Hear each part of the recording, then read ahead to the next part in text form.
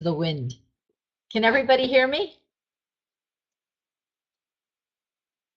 Okay, good. Hi, Sandy. How are you? Okay.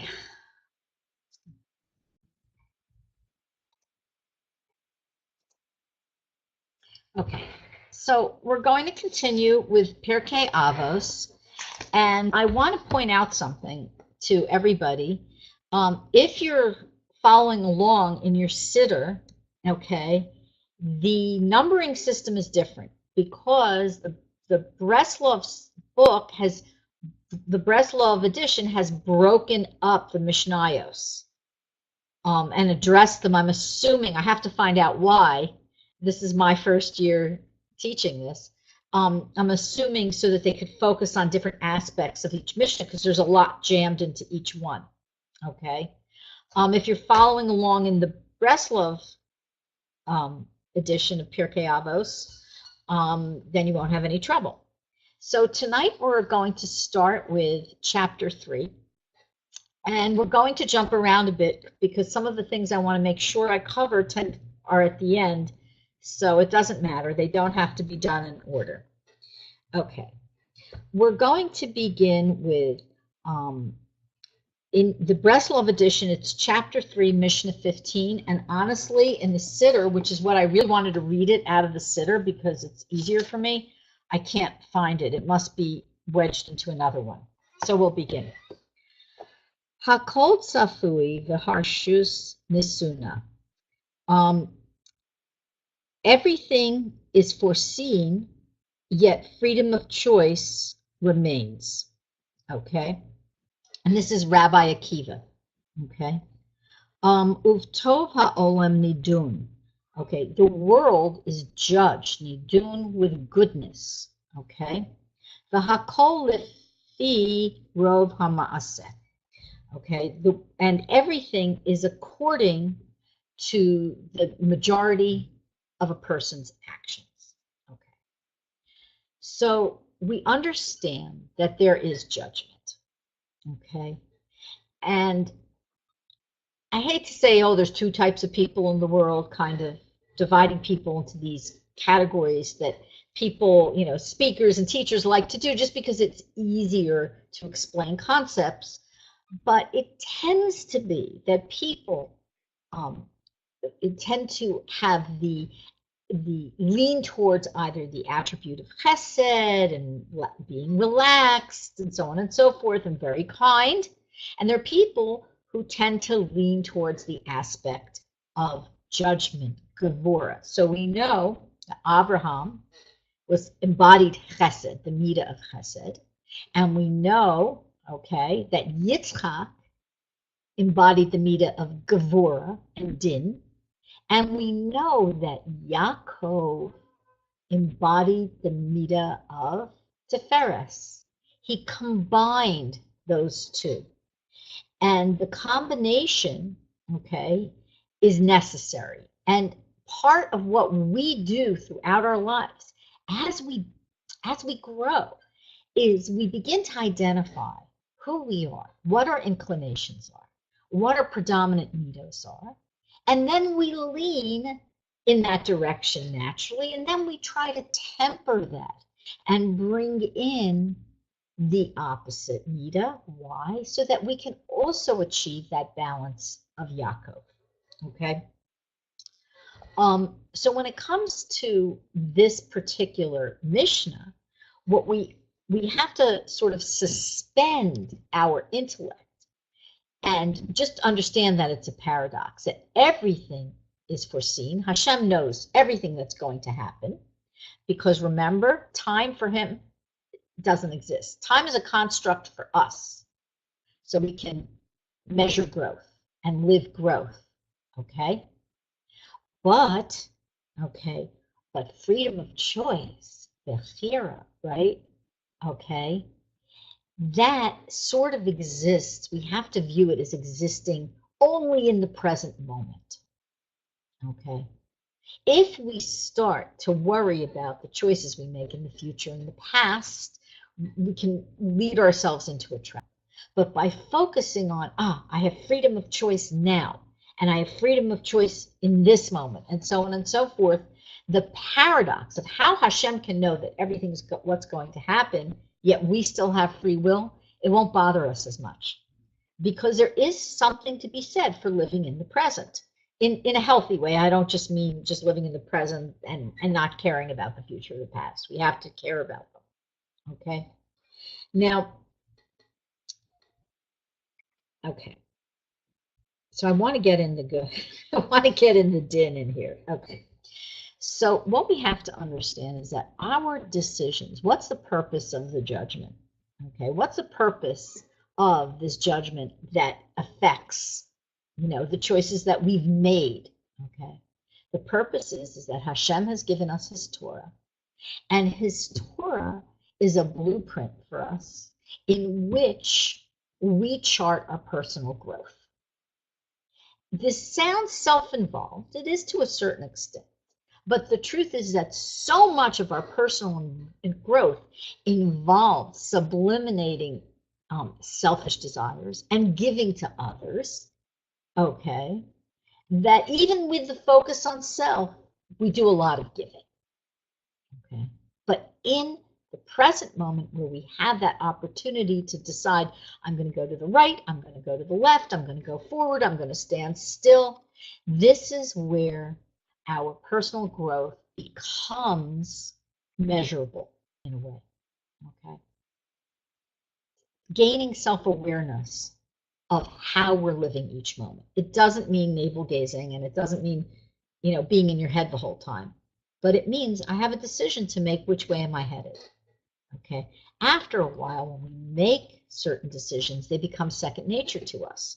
So much so, okay, that in the second part where it says everything is judged according to our deeds, so much so that what we have to understand is that a person who is naturally generous and giving, okay, it doesn't have the same reward for the mitzvah of giving as somebody who's stingy and cheap. Why? Because somebody who's stingy and cheap and overcomes their natural inclination and says, Hashem wants me to be giving and generous. And in these situations, these are the halachas for it. I have to give meiser, it's required. I have to, give 10%, that's tithing. I have to give, I have to do chesed, I have to help my neighbors. I have to greet everyone with a smiling face. All these opportunities for chesed that a person who's naturally clinging on to everything is a very, very great achievement, even if it's invisible to everyone else, okay? Whereas the person who's naturally generous and has a good heart, which is a good thing, by the way. If you're generous, don't diss it and don't knock it and don't give it up, okay?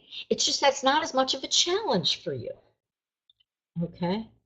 We all know people, we all like to think of ourselves as generous, okay? But we all know people who kind of fit into one mold or the other. There's a person who will give you the shirt off their back. And then there's a person who really struggles to give meiser. That's just an incomprehensible idea for them, okay? Now, where do we want to fall on this? So Rebbe Nachman tells us, Hashem wants the heart. He wants us to do the Torah true because Hashem gave it to us. And this is the gift that he's given to us, and we should follow it. But Hashem wants us to align ourselves, to align our hearts with whatever we're commanded and whatever we're doing. This is easier said than done. However, thank God, much of it comes down to habit. Okay, you get up in the morning. If davening in the morning on time or whatever, davening in the morning is new to you and it's something you struggle with, know that after a while it becomes second nature. You wake up, Moda Ani, I have to daven. Okay. If giving meiser is hard for you, okay, know that after you give it, okay, for a while it becomes second nature to you. Oh, my paycheck came.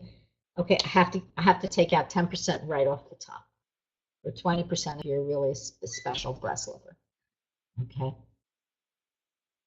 So in this Mishnah, okay, we have to understand that Hashem, even though he's judging us with mercy because he wants us to feel that love.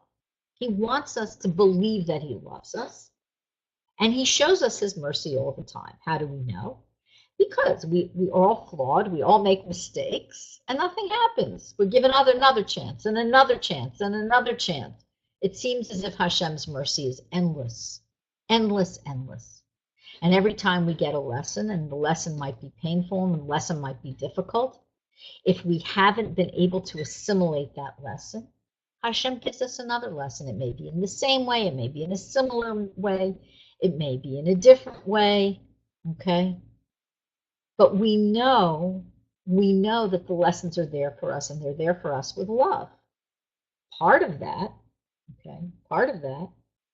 is actually part of that love. Okay, I can't read my own handwriting, so I'm gonna try to remember what I was thinking of.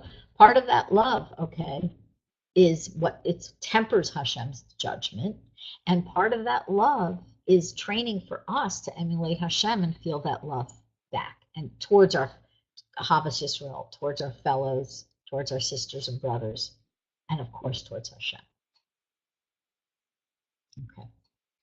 Now, Rebbe Nachman once said, everything you see in the world exists for the sake of bechira, free will, free choice. Okay, so that's not a light statement. Everything in the world exists for the sake of free choice. Why? Who has an idea? Or a simcha? Why? Somebody? I don't know who's here tonight. Let me look. I know that like half the class is missing because there's a class in Canada going on. To reveal Amuna, explain. Or a simcha, explain. Or a simcha says to reveal Amuna, go deeper. It's hard. You have to think about it. Okay, that's part of the reason. So the truth is to reveal Amuna is part of the reason. Okay, or Simcha says, do not go towards the giant of the second brother, go straight to the princess. Okay, so Or Simcha is referring to story Aleph and Sipuri Masios, which we have as the Lost Princess. Very cute, Or Simcha. Okay, you can all go read the story later. Basically, the reason why the world, okay, why everything was created for free will is free will, okay, shows us, okay, our opportunities for free will gives us the opportunity to show Hashem that we have a relationship with him. It's deeper than just I choose right, I choose wrong. We have a relationship with God, okay? There are people, and we've all, come on, we've all been there, okay, that what happens is we act one way in front of people, and then one way when we're alone, so-called alone. Why? Because nobody can see us. Oh yeah, well, except Hashem. Okay, Hashem knows what's outside of you, he knows what's inside of you. Okay, so that's where Or Simcha is with Amunah. But when it comes to free will, to make this choice, that it is about relationship, it's saying, I'm going to be able to sublimate my own desires that maybe aren't so healthy or aren't so kosher or aren't so aligned with Torah and maybe reject your will, Hashem. I can sublimate them and move in the direction of choice because I have a relationship with you and I want to continue that relationship in a way that brings joy and love to me. Okay? Does everybody understand that? I mean, obviously, we're created with free will so that we're not robots. We know, we've talked about this before, that the angels don't have free will. They sing to Hashem, they serve to Hashem, they're certainly very holy beings, okay? But our love is precious because it's a choice. It's like the difference between, okay, it's the difference between somebody loving you because they're forced to, okay, and somebody loving you because they choose to. And when they choose to, that's a relationship. When they're forced to, that's a slave and a master. It's not a real, it's not a mutual relationship. There's no parity there. The gift of free will, when we unpack it, shows us, okay, that Hashem is treating us in a way, it's not exactly, but in a way as if there's parity between us and the creator of the universe. He says, come, I love you so much. Partner with me in creating your own life. Partner with me, okay? I give you the opportunity to choose whatever you want, okay? The choice is yours. That's what Rebbe Nachman's talking about, okay? Relationship. Okay, questions? Although, or Simcha, that's good. I have to go back and read the story again because you gave me some good ideas. Okay, any questions, comments? Okay. How do we look for the answers in Torah?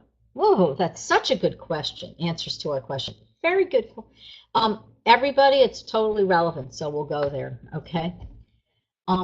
The way we look for answers in Torah is there are multiple components to how we do that. The first is you need a teacher. Teachers. The second is you need a Rebbe. The first is you need a Rebbe. Second is you need a teacher, okay? Got to have a Rebbe, okay? The third is you've got to make sure that you keep putting yourself in an environment where you can learn. The fourth is tefillah. You've got to pray.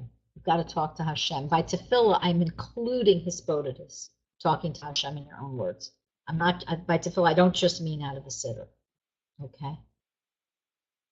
Okay, so to look for the answers in Torah, you have to grow. It's not like 1, 2, 3, you open a sefer, although people do that, and sometimes they get answers, okay? Because those answers, they may solve an immediate free choice decision, but they may not give you insight necessarily into why that decision is right for you, okay?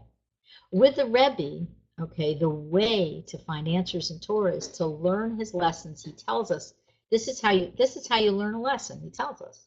He says, go find a lesson that resonates with you. It can be anything in the Pirkei Moran, but also if you want something easier, you could pick a story. You could pick Sichos Haran. Go learn it. Okay, read it through quick first, all the way. This is specifically how we're encouraged to learn the Pirkei Moran as well as other things. Read it through and then go back and digest it bit by bit by bit by bit. And while you're doing that, say the prayer in Likutei Tefillah, or the 50th gate that corresponds to what you're studying. Because Rebbe Nachman famously told Rebbe Nassim, I want you to turn all my lessons into prayers. This was the thing that separated out Rebbe Nachman, in my opinion, from everybody else, is that he was very clear and specific that Torah learning without praying about what you're learning is incomplete. It doesn't penetrate as fully. Sometimes it just stays up here in the head. Okay? So when we have an issue and we're in the midst of a lesson in the Pirkei Moran, we often find that the issues that come up or the questions that come up are directly related to what we're learning. If you're not immersed in a lesson right now in the Pirkei Moran, or in Sichos Haran is also fine, okay? If you're not immersed in a lesson and you're not learning something over, okay, find one. Find something to learn. I can assure you it's just one of those things that whatever you're going to find and commit to, you're going to uncover things that you need. Some of the answers are going to be revealed to you. Okay, go to a lot of classes with a lot of good teachers. Okay, read a lot, daven, and the answers are there. I know that we all want instant answers. Why do we all want instant answers? Because we want to relieve our suffering. Simple. Nobody wants to suffer, and not knowing is a form of suffering, as is not being able to make a decision. Okay, these are actually forms of suffering. Okay, not knowing why. not knowing when, not knowing the reason for what's occurring, okay, in our lives. All right. And we know there's a pattern there. Why? Because we're intuitive. But we can't put the pieces together. If we're looking for someone to hand us an answer, okay, a Mikubal, like a Kabbalist or something like this, I would say that 99.9% of the time, a doctor, 99.9% of the time, people are disappointed. If we go deep inside, as well as take in Torah, Hasidus particularly, but if something else rocks your world, go for it. If you take it in, you're going to find a link to uncover what's going on. And it may not be all at once. It may take a few years, but it may take a few weeks. Okay? All our questions is what Rebbe Nachman said. Everything in the world exists entirely for free will, okay? That implies that these choices, okay, we have a question. We have a question. Should I go to the right? Should I go to the left? Okay? Now, we know that Hashem judges us with mercy. So, it's not like if we, with good intentions, go to the left and we should have gone to the right, okay, and we believe that we're doing the right thing according to Torah, we're going to be judged with mercy. Hashem's going to throw something else into our paths to help us get back on the road. Okay. Any more questions? Nope. Okay. So we're going to continue. We're going to go to another Mishnah. I wish I could read this out of the Siddur. Okay. Rabbi Yishmael Omer. Rabbi Yishmael says, Heve kol l'rosh v'noach l'tish chores. Okay, so be yielding to a person who's a leader, okay, or to a superior, somebody who's superior to you, and pleasant to a young person. V'heve mikabel es kol ha'adam b'simcha, and welcome and greet every person b'simcha, with happiness. Okay. So this is a very simple Mishnah on the surface, but it's really key. Okay. So we'll start. Rabbi Yishmael says, be yielding to a superior. Okay. So we know, anybody who's ever been in a Breslov class knows that Rebbe Nachman says we should actually be humble before everyone. Okay. But here it's saying before a superior. What is a superior? Okay. A Rav, a great Rebbitzin. Okay. Somebody, a superior is somebody who has Torah knowledge that they can impart to you.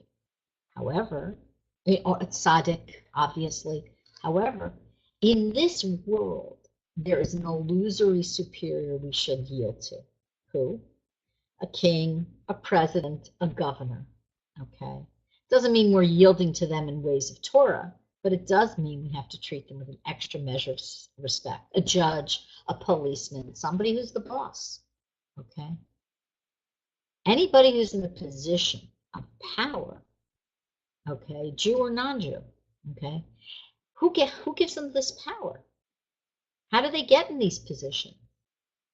Okay, well, we could look at it like, like a soap opera and say, because they clawed their way to the top, or because these idiot people voted them into power, or so on and so forth. Okay, or because they're ruthless. Really, they're in those positions. Why? Because Hashem put them in these positions. Okay, so it really bears thinking about. Okay, they are in a position of power for a reason from Hashem, and we should treat the position that they're in at the very least with some respect. Okay, all right. Next, we should be Noah. We should be pleasant to a young person. Okay, so we should always be pleasant with a child, and if possible, a teenager. This is really important for anybody here, because everybody here is a grown up at various points in their lives. okay, from young adults to 70s. I know that, okay? So if you can think back, take a deep breath and imagine when you were a child and perhaps someone didn't speak to you pleasantly, or they raised their voice to you, okay? Now, when somebody does that, maybe our heart pounds a little bit, we get a little anxious. But for a child, it's devastating.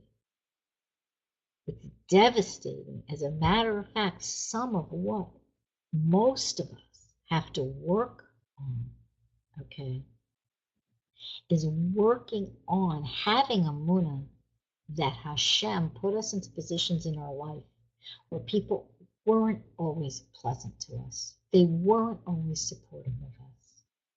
And we have to develop the faith and the belief that that was from Hashem. This is really deep. Sounds very simple. Rebbe Nachman is saying, take charge of that next generation, okay? Take charge and do the right thing and speak kindly to them, even when they're irritating, because sometimes kids can be irritating. He's also, in my opinion, saying something else to us. He's saying that youngster in you, okay, that inner child, okay? Everybody knows that's not my favorite term. It's too touchy-feely for me in a way, but I believe it in this instance, okay? Be nice to the youngster in you, okay? The girl in you who's playful and creative. You don't have to tell her, get back, buckle down to work. What are you doing messing around?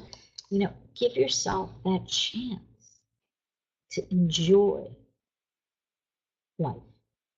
Give yourself that chance. It doesn't mean 8 hours a day, but it means giving yourself the chance to recapture some of that good, sweet, harmonious feeling that maybe you don't get all the time. And if you're somebody who's driven type A, okay, I won't name any names, but if you're somebody who's driven type A, make that time for yourself where you can be pleasant to the youngster inside you. Okay, Rebbe Nachman says it's important. Rachel Gale says, let's all go on a roller coaster. Rachel, I love roller coasters, believe it or not. I think they're a lot of fun. Okay. Questions? Okay. You know, I'll tell you, really, if you learn Pirkei Avot, you can see that the wisdom, I mean, it's just endless. It's really endless. You can say it as a bunch of maxims or aphorisms and just they roll off the tongue and they make sense. But if you go a little deeper, they're really powerful, especially if you shine the light of Rabbeinu on them. And then they just glow. They just glow. Okay, and the last one was, and this is actually a mitzvah, to greet every person b'simcha. Okay. The Rambam speaks about it, everybody speaks about it. Okay. So we have an obligation as a Jew to greet every person with a smile on our face. Okay. When you see someone, especially a religious Jew, but anyone, I don't mean to single anyone out, but I think it's important to understand that this is an important mitzvah. When you see someone rushing in the street looking like this, okay, I'm laughing while I'm doing it, but you know what I mean. They're growling, stern. We've all had days where we're walking around like that, but when you see somebody and that reflects back to you, it affects you. It really affects you. And the reason why I'm speaking about it from this way, take a minute and think about it and visualize a face. Yet when somebody you see has a smile on their face and they greet you, how beautiful. Okay, what does it do? Okay, Sever Panim, this beautiful, happy face, it lifts you up. Just smiling lifts you up. We all know the science, okay, but I'll go over it in case you don't know the science. Now, when you smile, even if you're feeling bad, the actual muscles of your mouth pulling up do something to your brain, and they increase, I don't know who's in class who's a better scientist than me, but they increase serotonin and endorphins and all that good stuff to the brain and actually make you feel well. So that's the whole reason behind fake it till you make it, okay? You're faking that smile. Eventually, you will feel a lift. And for sure, the person that you're looking at is going to feel that lift as well. Okay, and this really is, it's incumbent on us, especially, okay, especially as a Breslover and people who follow the teachings of Rebbe Nachman, because we know he emphasized simcha so very much. The Rambam says that even if we're feeling down inside, it's incumbent on us to train ourselves to put on a pleasant face. This is like flies in the face of get it all your feelings out, go ahead, scream and rant. This flies in the face of that. It doesn't mean you're being inauthentic. It doesn't necessarily mean that you're repressing your feelings, because there is a time and a place for being able to get out your feelings. It means that certainly when you're in the public sphere, okay, we should greet everybody with a smile and politely. This seems so basic. It seems like it's silly that I'm saying this, but it's in the Torah. It's in Pirkei Avot. It's a Mishnah. I mean, okay. All right. We're going to go on the flip side of this, which is very interesting. Any questions? Okay, Ora Simcha says, just learning Pirkei Avot is teaching us to be respectful to our superiors. Okay, good. So it's a lesson we all have to do it. And we should really be respectful to everyone. It's very tempting to not be. It's very tempting. Everybody has somebody that they feel is beneath them because we're human. But if we work on that feeling, then we don't really feel anybody's beneath us. And as Rebbe Nachman says, we can assume that somebody has something amazing that they've done, some mitzvah that they've done, some midah that they've cultivated that's far superior to our own. Okay? All right. Rabbi Akiva Omer, Rabbi Akiva said, Schok v'kalus rosh. Okay. Margilin es ha'adam le'erva. Okay. So schok. So it's a foolishness, mockery, and foolishness accustom a person to be immoral. Okay. Masores siyag leTorah. Masorah is offense for the Torah. Masorah is tradition, and it's tradition that's not the best translation. Masorah means something that we get handed down from generation to generation to generation with very strong source. A Masorah is a provable tradition in a way. I mean, all traditions provable, but really provable. Okay, so tradition, Masorah is offense for the Torah. Okay. Maisro siyagla oser. Okay. Osher. Okay. Ties. Meiser is offense for osher, for wealth. Okay. I'm sorry. Nidarim siyagla precious. Okay. Vows are offense for abstinence. Okay. And siyagla chachma shtika. Okay. And offense for wisdom is shtok, silence. Okay. All right. So we'll go through these. Rabbi Akiva, who is obviously very, very great, because we hear all these things today. It sounds like obvious, but that's just because we've heard them before. Okay. I don't know that people heard them before then. He said, okay, mockery and foolishness and frivolity lead a person to immorality. Okay. What does that mean? We're supposed to be happy. Rebbe Nachman, we all know, he said, even if you have to be a little foolish, act like a clown a little bit to lift your spirits, go ahead. So what he's talking about here isn't just picking yourself up with a little foolishness. It's crossing a line.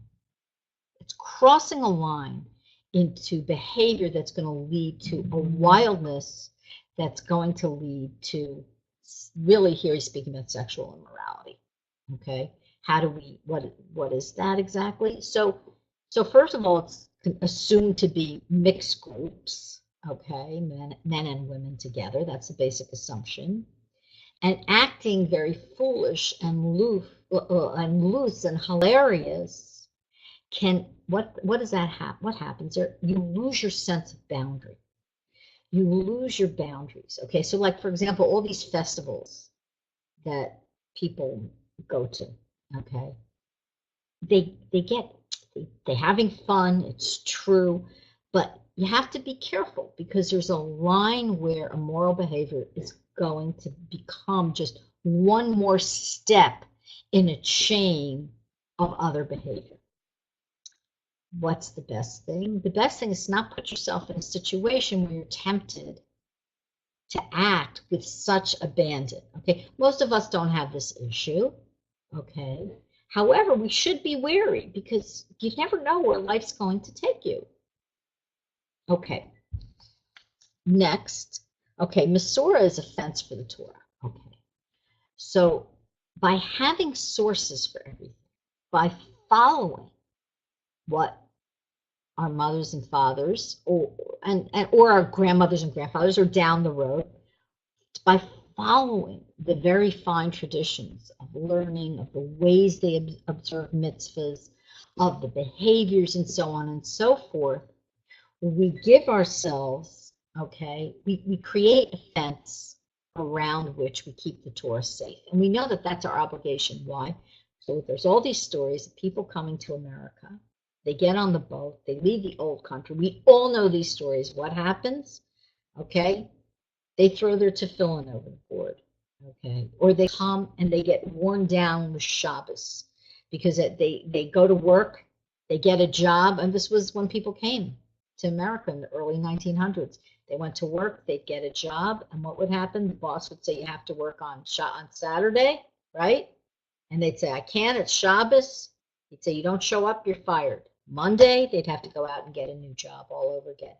We know, I personally know, he was Nifter, he passed away a few years ago, personally know someone who was fired from 50, 60, 70 jobs week after week after week, okay? He came here to support his family. And, he was young, very young when he came over. He was like, I don't even know that he was actually married yet, but he had to work to help his family. He may have been a teenager. And so what happens? Okay, he clung to Shabbos, all his kids today. He has hundreds and hundreds of great-great-grandchildren. Okay, and you find that somebody who throws that away, okay, you find today, what you find sadly in many cases, that unless the children sort of return to our ways, they're gone, they're intermarried. Okay. We find this all over. Okay. And also just the common traditions, like you have a special way that your grandmother made challah. Okay, she had a special way she did it. Keeping that tradition alive also creates a fence for the Torah. Okay. It's up to us. We actually have to protect the Torah. It's given to us. It's a kli, it's an instrument, a tool, a vessel that's given to us. When something's given to you, you have a responsibility towards it. Okay. All right. Meiser is a fence for wealth. Okay, so we are not supposed to test Hashem, but we are allowed to test Hashem in, I think, one or two areas. The one area that I'm going to speak about is the area of tithing, the area of giving the tzedakah we are required to give. Okay. So we are taught that we have to give 10% minimum, okay, up to 20%. That's another mitzvah, but 10% we must give out of any income we have. It could be an inheritance, it could be a gift, a financial gift to us, it could be a paycheck, okay, somebody gives us money to do something with even. Okay, let's say you're in a position where maybe you have money for a tzedakah, you actually have to take off 10%. Okay, we're required to give 10% for many reasons. One of the reasons, obviously, which we all know, is that tzedakah, okay, is related to, right, tzedek, righteousness. It's not charity. It's righteousness. It's justice, okay? Hashem gave us something, and we are supposed to distribute it appropriately. And we are, and out of his love for us, we keep most of it, okay? Which we're hopefully spending on mitzvahs and other good things. But this 10% is inviolable. We are allowed to test Hashem in this. For somebody new to the mitzvah, if you think you're going to be getting a check next month or a paycheck in 2 weeks, you can give Meiser on it now to test and make sure that that check's going to come. You are allowed to give Meiser in advance of what you think is going to come, and even more than that, without being totally foolish. You are allowed to say, you know what, Hashem, I'm starting a new business, and I think I'm going to make $5,000 the first month. You know, that's nice business. Okay. I'm going to make $5,000 the first month, and in order to get involved with this test, what I'm going to do is I'm going to give $500 out right now to tzedakah. That's a test, because Hashem promises us that when we tithe, when we give Meiser, okay, that's the key to wealth. It's actually the key to wealth. Now, so you might say, well, there are many poor people who give Meiser who don't have wealth. Okay, so there's other reasons involved. There are other mitigating factors, but this is one of the keys to wealth. And it's a fence for wealth. It protects your wealth. We also know stories, and we're told stories of people who don't give Meiser, okay? And they know that let's say they should have given $1,000, and all of a sudden, 2 months from now, or whatever, they find that their car breaks down and the repairs come to $1,000. We're taught that if we don't give what we're required to give, okay, what happens is the money's going to come out in an unpleasant way. Okay, we're going to lose it in another way. Now, there is also halacha that I want to say. I know you're all in different situations. There is a halacha that you're not allowed to impoverish yourself. If you can't put food on the table, okay, then you may not be in a position to give Meiser right now. And that's something that you would discuss with the Rav. Okay, in Breslov, we tend to rule, like you tend in Breslov, to give no matter what your situation is. But you also have to do something that's right for you. Okay. Questions? Comments? Okay.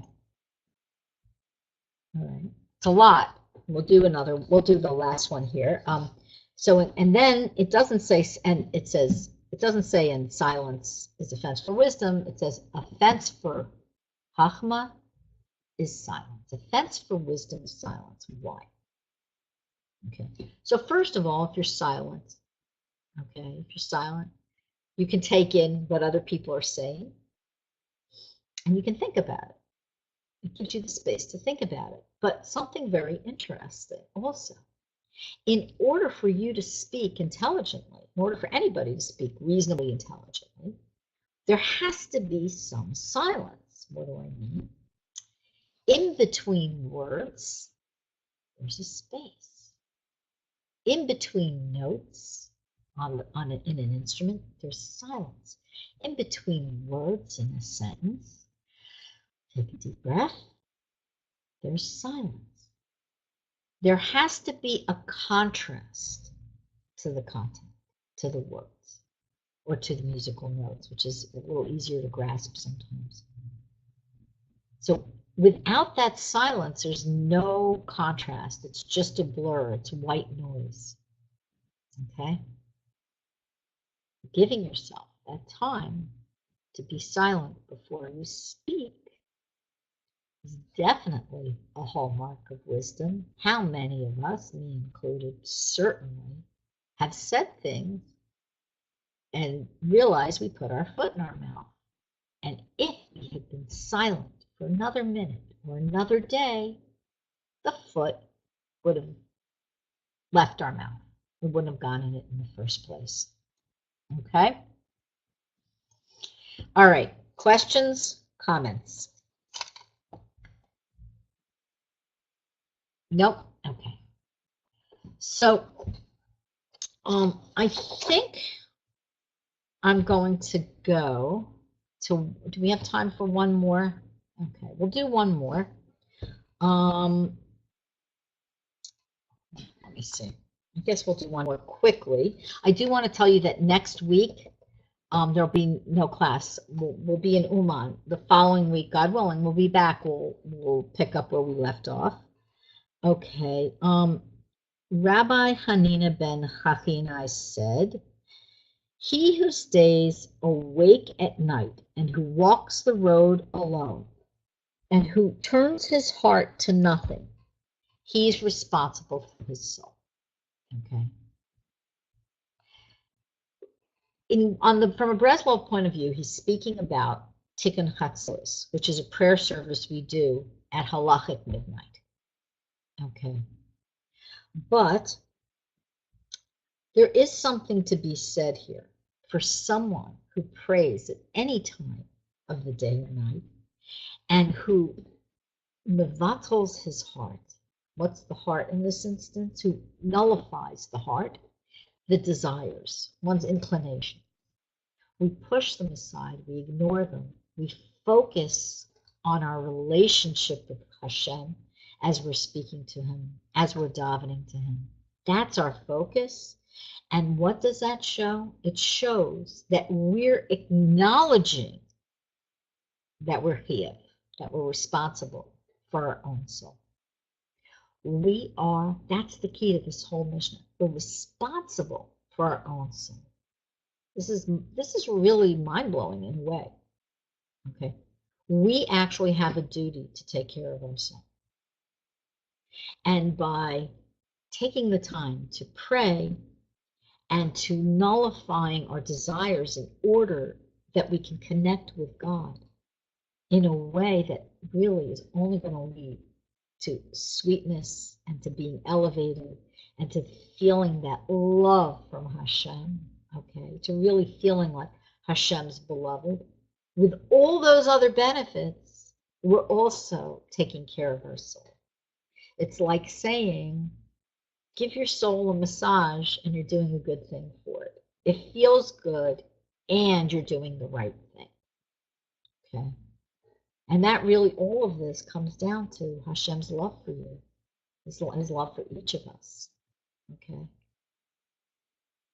And that's really, there's so much more in this chapter that we're not going to get to tonight about Hashem's love for us. Maybe we'll go back. When I come back, maybe we'll actually go back in a chapter or something. And how Hashem loves us and how we are an Am Segula, how we're his beloved, treasured people, okay, like a charm, okay? We're loved for no reason, just because Hashem wants us, okay? That's really love, okay? It goes back to the first mission we discussed tonight, which was the free choice, okay? If we choose to have this relationship with Hashem, we're showing him we're loving him, we're honoring, we recognize the fact he loves us for no reason. He loves us irrationally. There's no reason for him to love us. Hashem doesn't have to have a reason, but there's no reason. We're stiff-necked, we're difficult, okay, so on and so forth, but he loves us. We're also good people. We also want to do the right thing. We also want to come closer to God. We want to serve him. We want to do the mitzvahs. We're trying. Okay. I think that's it for tonight. Before I go, are there any comments, any questions? If you want to send me your names to daven for you in Uman, please do. You have an email. You know my email, everybody, or you can just send a comment through the website.